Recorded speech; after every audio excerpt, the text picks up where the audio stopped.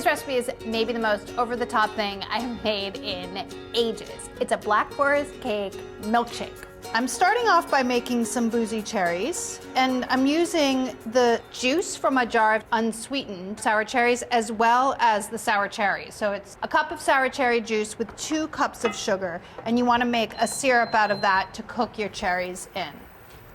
Just cook the sugar and the cherry juice together until it comes to a simmer. While you're waiting for that to come to a simmer, you can make a glaze for your donuts. Now, this is also optional because I'm using chocolate donuts that are already glazed, but I wanted them to have a cherry glaze, so I'm making a cherry glaze to go on top. It's a cup of confectioner's sugar in this bowl, and to that add about 2 tablespoons of cherry juice. You want this a sort of pourable glaze that you can dip your donuts into. Okay, so now add my sour cherries. It's a cup of drained sour cherries, and they go right into the liquid, and then you just simmer them for a minute or 2. And that will infuse those sour cherries and sort of candy them. Turn it off, and for the boozy part of the boozy cherries, a couple of tablespoons of cherry liqueur. I'm using Kirschwasser. Those are your sour cherries. They just need to cool, and you can keep these in the refrigerator and use them on other Sundays. You can put them in drinks if you want to. I think this is a good consistency.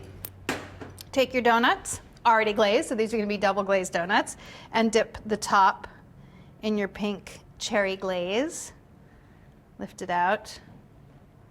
Yeah. I like to let them dry on a rack. There we go. You'll also need some hot fudge sauce for this. We have some great recipes on our website. Okay.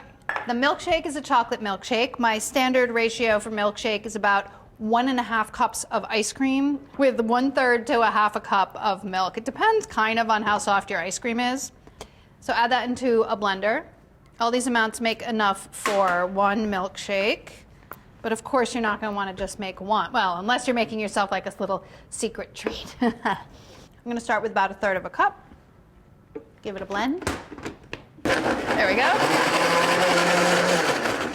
Now, the texture for this milkshake should be thick but pourable because you want to be able to like put a bunch of stuff on top of it, so you don't want it too loose, but it needs to be pourable, otherwise it's just ice cream, right? Now you can build your milkshake. You want to put some hot fudge sauce on the edges of your glass. Whoop. This is more for show than anything else, but it's kind of fun, and it looks really cool in the end. And then add a scoop of vanilla ice cream. These milkshakes are kind of a cross between a sundae and a milkshake. Then a little bit more hot fudge sauce. Then some cherries and some of their juice. Then half of a donut crumbled inside, so you get some little bites of donut in there. One for me. Then your milkshake. You want to leave a little bit room at the top to pipe in your whipped cream, otherwise it will overflow. So this might be a little more than I needed. Have some whipped cream. You can use the stuff in the can if you want to, because you want a nice stiff whipped cream that you can pile stuff on top of. Then the other half of the donut. Uh-oh. Ah! That's okay, that's what's supposed to happen.